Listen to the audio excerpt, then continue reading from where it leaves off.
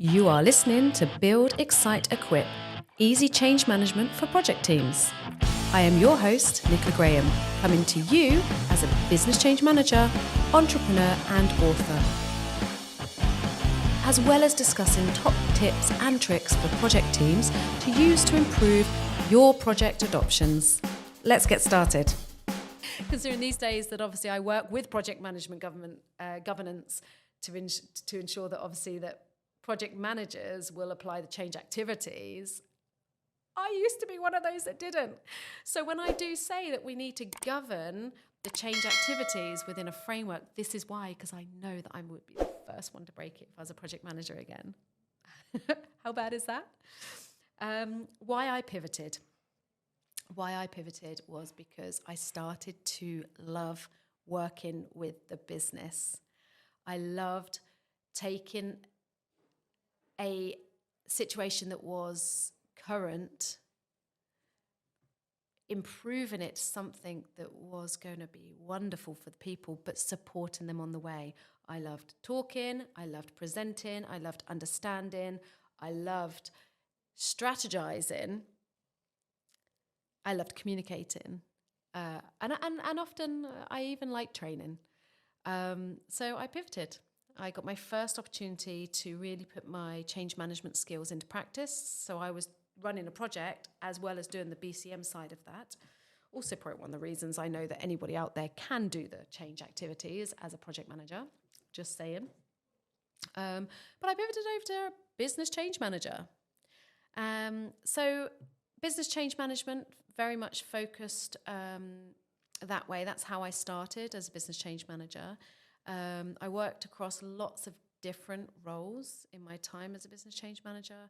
Obviously, I've done the mergers and acquisitions side of things. I've done some HR process changes, and I've worked across lots of different software-based changes that are happening to people. So I am heavily involved in the IT industry still, and always have been.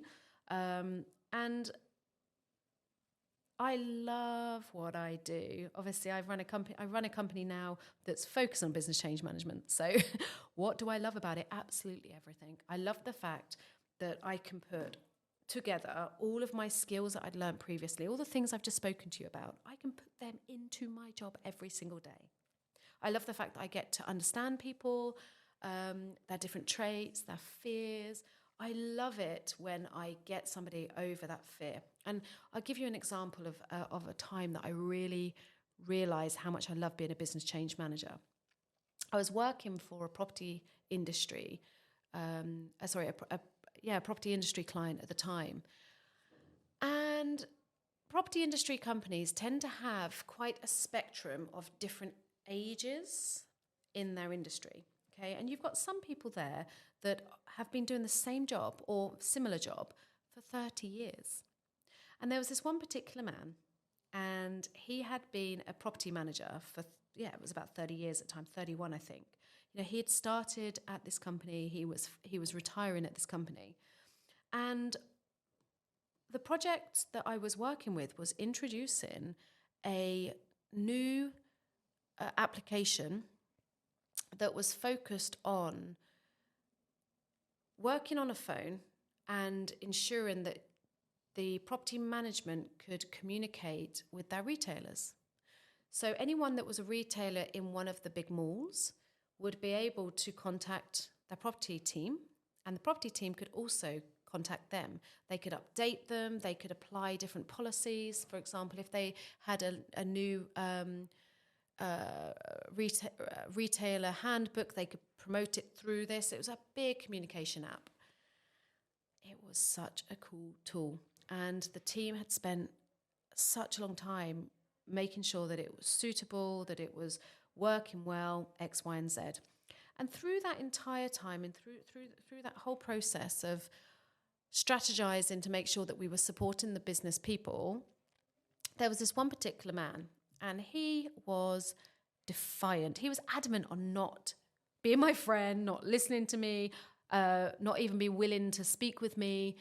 He wouldn't come to any of the training. You name it, this person was just sabotaging everything about the project.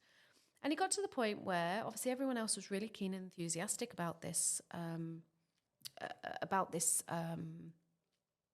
new tool. And he was sat in this training, which was mandatory.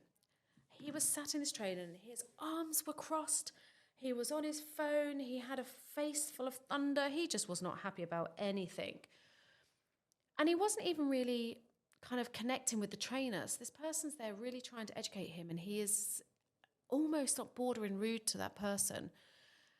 We had a break, and I called him aside, and I said, well, actually, I stayed in the training room with him. And if I'm honest, I was really blunt with him. I'd been really polite all the way through, and I ended up saying, let's call his name John for the sake of anonymity. I said, John, what on earth is your problem? Why do you find this such an issue? Why are you being rude? What is your problem? Just come on, just tell me and I can help you. And he turned around and said, well, it's going to replace my job. Yeah, and then the penny dropped, ding. And I knew at that very moment that the reason he had disrupted and begrudged this entire change journey of his own was because he was stuck in this fear state. He was a negative change player. And I went, hold on a minute. No. This is not going to change your job. And it gave me that opening to be able to discuss with him why it's not changing his job, how it's going to benefit him, why he should be there. I even offered to arrange some time with HR to solidify what I'd said and validate what I'd said. And the moment that I'd managed to help him see that this wasn't going to impact him from a job aspect, he changed. And when people came back from the training break, he started listening to what the trainer had to say, and he went from this body language of to, ooh, hang on a minute. So I just pressed that button there, and that does that. And his face lit up. He was such an excitable person. And, he became my best advocate for that thereafter. He went round with every training that we had. He went round to every one of the different retailer units that we had when we were introducing it to the teams there.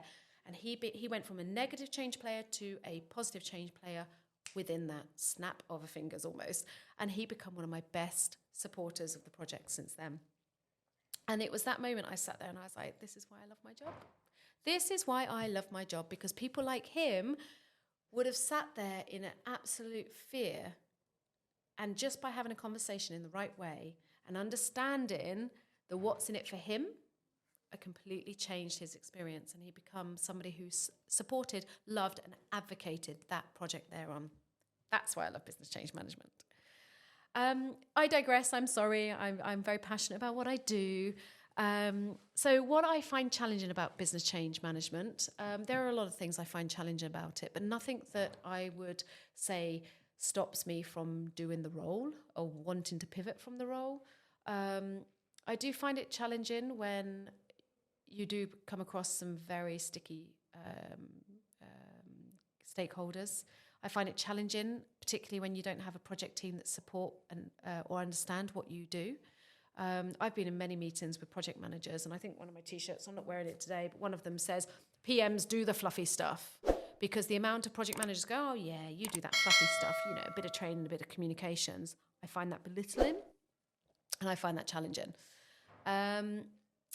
So yeah, I don't think there's anything else really. I mean, there's lots of little tweaks and challenges, but it's nothing that I really find enough to make me pivot.